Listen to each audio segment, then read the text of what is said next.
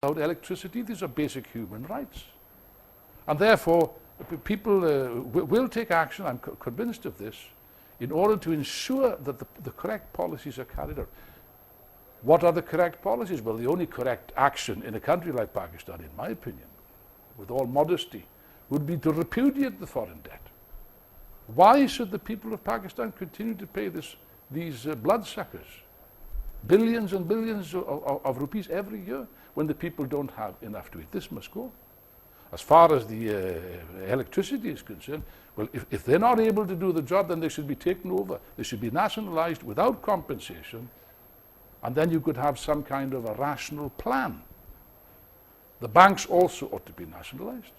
And in that way, you could mobilize the huge productive potential of Pakistan for the benefit of the majority, the productive majority, and not a small minority of wealthy parasites, whether they're in Islamabad or whether they're in Washington. That's not our concern. Aaron, you now plan to go to Venezuela maybe in April, if I'm not wrong. Yes. So what are your plans there? Would you see Mr. Chavez, and would you do something about this Fifth International over there? Well, certainly I intend to go as part of a delegation of the international Marxist tendency, which I represent.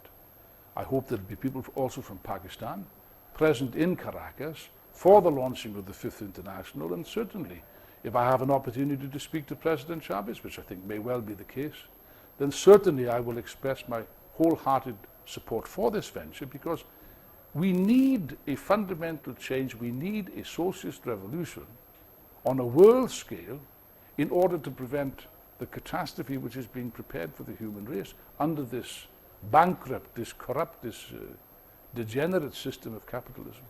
A word on another country, Bolivia. You know, the Evo Morales, he very silently and quietly has even gone far beyond than Chavez. And I was seeing a piece the other day in one of the newspapers that said he simply turned around in 4 years, and everybody is going to schools, the kids, and he is also paying to the general people over there.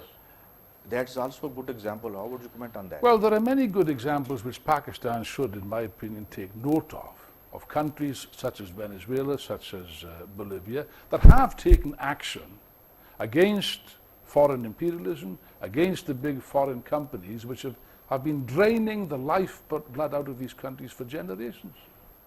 For 200 years, they've been systematically plundered and robbed and so on. Eventually, governments have come to power which have said, now look, this has got to stop. And therefore, I think that's the road to follow. I think it could go a lot further, but that's another matter. Aaron, each time when I read Financial Times or Economist, as you refer to them, they say, okay,